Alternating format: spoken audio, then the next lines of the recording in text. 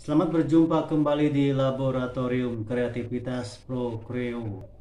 Kali ini saya ingin membagi tips untuk orang tua bagaimana cara menghadapi anak-anak yang kecanduan game atau gadget.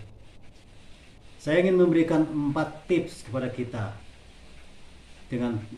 Diharapkan dengan 4 tips yang saya akan bagikan ini, orang tua bisa mengambil sikap terhadap anak-anak mereka. Yang pertama, lawan teknologi dengan teknologi. Artinya, game itu atau konten apapun yang kita dapatkan dari internet itu adalah hasil dari proses teknologi. Jika ada satu konten game atau apapun itu yang tidak kita sukai, tidak kita setujui, atau bahkan memiliki nilai yang negatif, kita bisa memblokirnya. Jika konten itu sudah diblokir, artinya itu tidak bisa diakses. Dan orang tua bisa mengambil cara ini supaya anak-anak mereka tidak mengakses konten-konten yang sifatnya merusak. Kemudian, bagaimana cara kita melawan teknologi dengan teknologi? Yang pertama tadi adalah memblokir. Yang kedua, kita bisa menggunakan kontrol. Artinya, provider telah menyediakan fasilitas-fasilitas kontrol bagi anak-anak, bagi orang tua, supaya konten-konten tertentu yang bisa diakses tetapi memerlukan kontrol dari orang tua.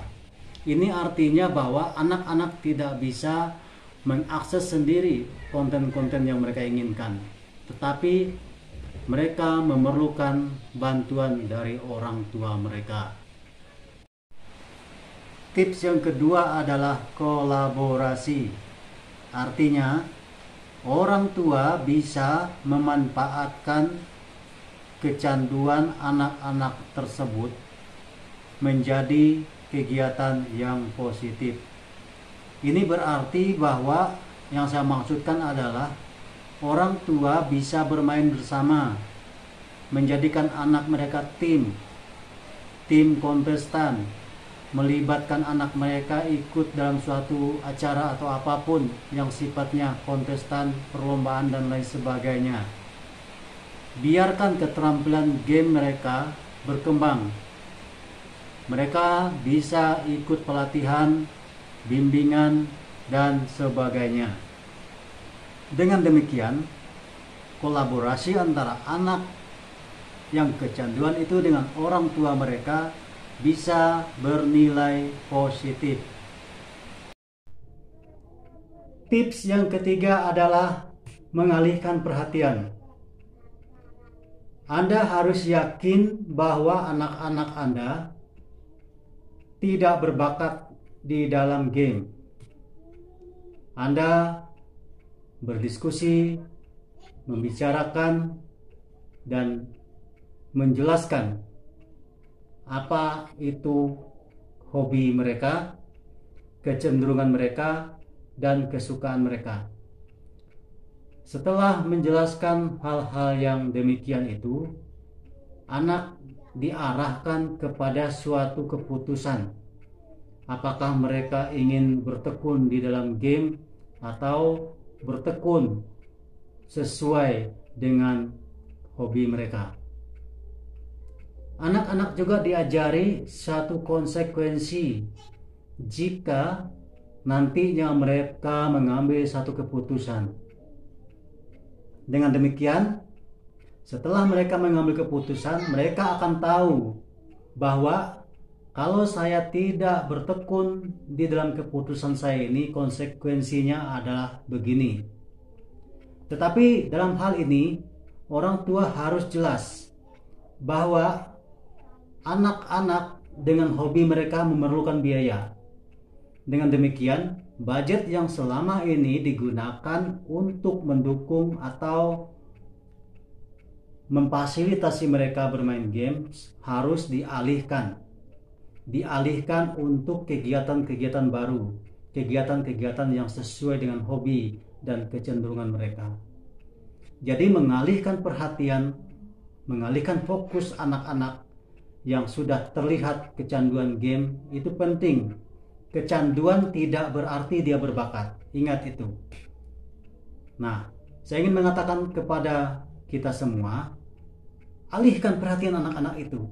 Jangan hanya itu saja yang dia kerjakan, tetapi dia tidak melihat apa yang sebenarnya menjadi hobi dan kebutuhan atau kecenderungannya. Dengan mengalihkan perhatian anak-anak, dia akan terbuka pikirannya, kemudian dia akan melihat sesuatu yang baru yang ada di dalam diri mereka. Dan mereka mengerjakan yang baru itu, orang tua harus mendukung dari dana dan ide tenaga. Tips yang keempat adalah membiarkan anak-anak itu bermain game. Maksud saya adalah, jika kita tidak yakin hobi apa yang sebenarnya mereka miliki, maka kita juga tidak bisa mengambil keputusan melarang atau menghentikan. Tetapi justru kita bisa melihat proses. Apakah anak itu memang mengerjakan hobinya atau hanya ikut iseng atau euforia. Tapi hari ini saya ingin mengatakan bahwa kadang-kadang kita harus membiarkan mereka mengerjakan meskipun itu tidak sesuai dengan hati orang tuanya. Biarkan saja dulu. Tugas kita sebagai orang tua adalah membimbing dan mengawasi. Jangan kita terlalu cepat berpikir bahwa sesuatu yang anak-anak itu kerjakan, lakukan, bahkan sampai kita menganggapnya mabuk game dan lain sebagainya, itu salah. Justru kita harus berpikir bahwa siapa tahu masa depan anak-anak ini sudah dia ciptakan mulai dari sekarang. Baiklah, saya sudah menyampaikan 4 tips bagi orang tua untuk menghadapi anak-anak mereka yang kecanduan games.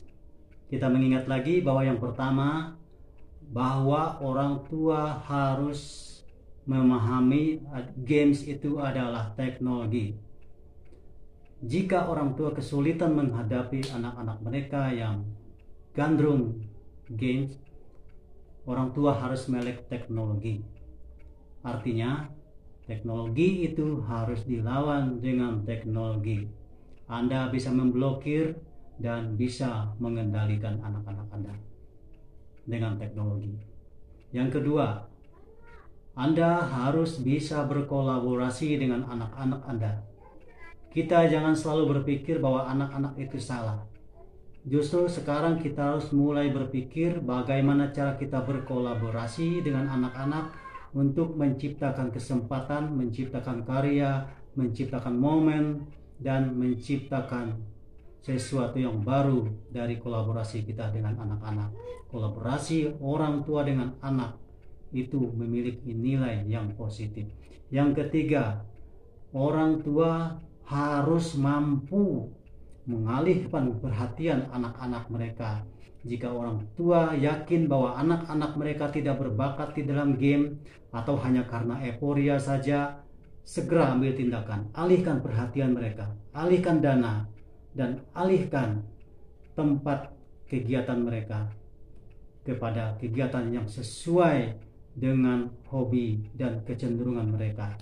Yang terakhir, kita ingat bahwa kadang-kadang orang tua harus membiarkan anak-anak mereka sesuai dengan kesukaannya. Siapa tahu mereka sedang merintis masa depan mereka di sana. Terima kasih, semoga bermanfaat.